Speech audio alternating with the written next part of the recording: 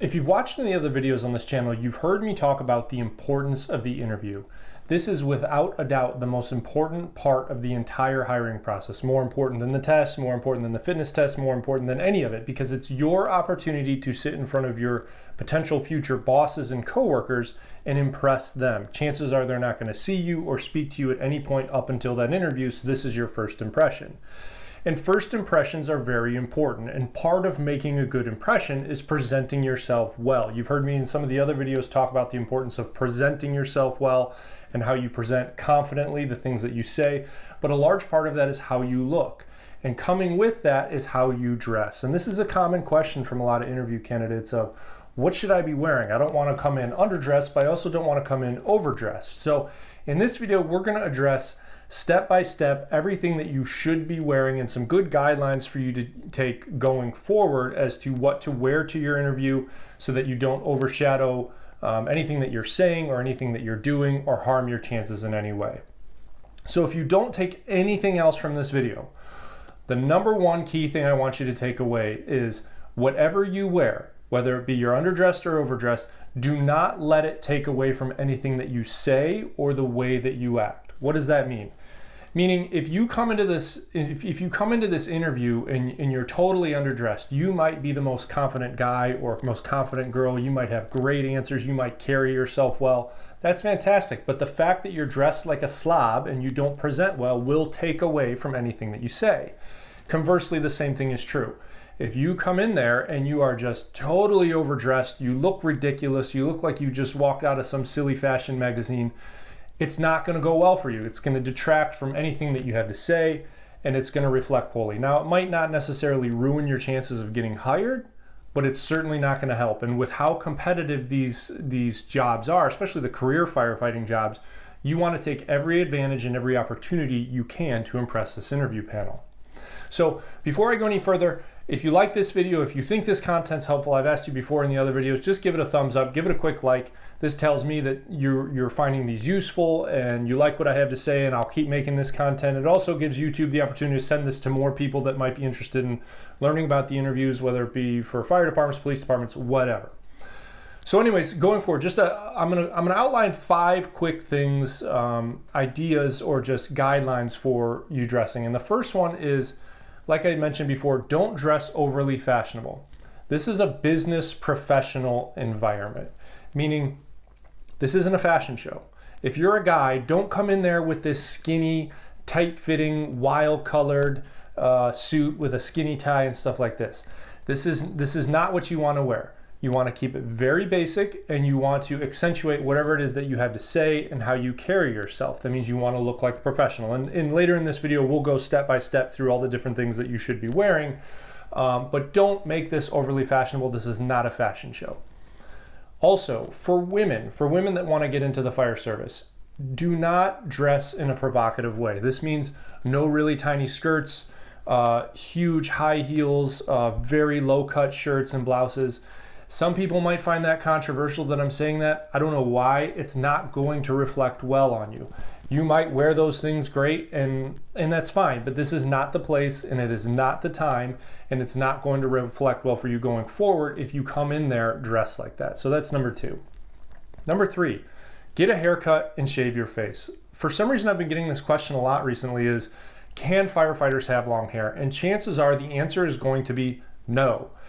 Every department will have their own sort of grooming and appearance standards, but generally, especially if you're a new person trying to enter into the fire service, if you show up with long hair, or also on top of that, if you show up with some sort of ridiculous haircut, trendy, overly fashionable, looking like it's not going to go well.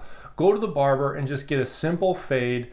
Again, you're not joining the military, so you don't have to shave your head, but just have a basic, normal haircut. Get your hair cut maybe a day or 2 before the interview so that you know it looks clean and it looks presentable. Also, shave your face. That means shave it with a razor. That means don't come in there with a 5 o'clock shadow on your face. Don't come in there with a beard, a goatee, anything like that. If you were to get hired, chances are they're going to require you to be clean shaven.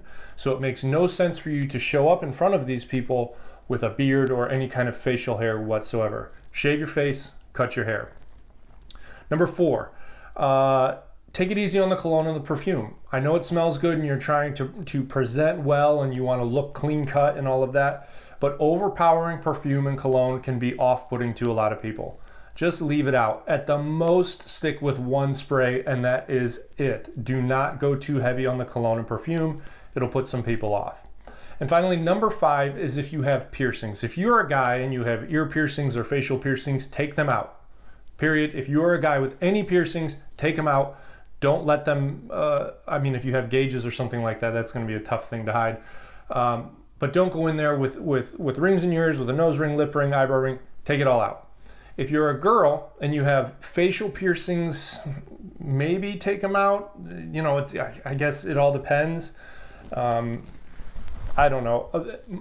My opinion on it is if you have piercings, that's fine. But if you come in there and you're the type that has your entire ear loaded up so that it looks like it's made of metal, it's probably not going to reflect well. A couple earrings here, at most maybe a nose ring, but I don't know. I would even recommend against that. So those are just some basic guidelines on piercings and basic appearance.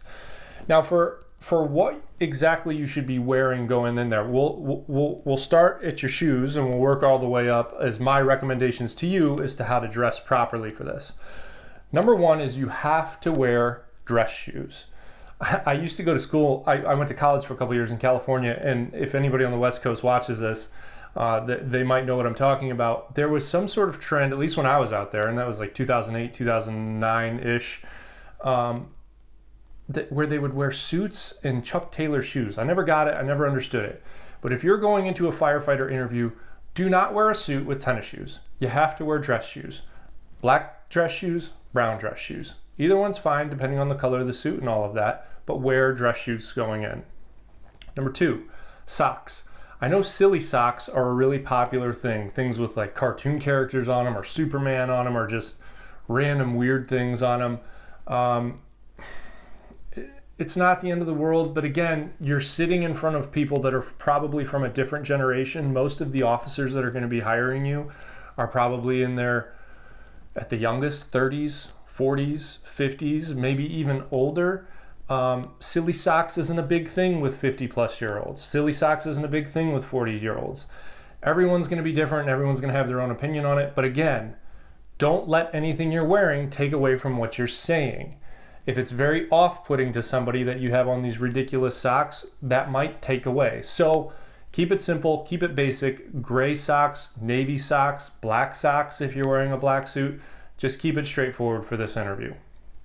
Next, wear an undershirt. And I know that sounds kind of silly, but if you're wearing a white dress shirt without an undershirt underneath it, you look like a sweaty waiter. Like you have to wear an undershirt. It makes for a cleaner, more finished look.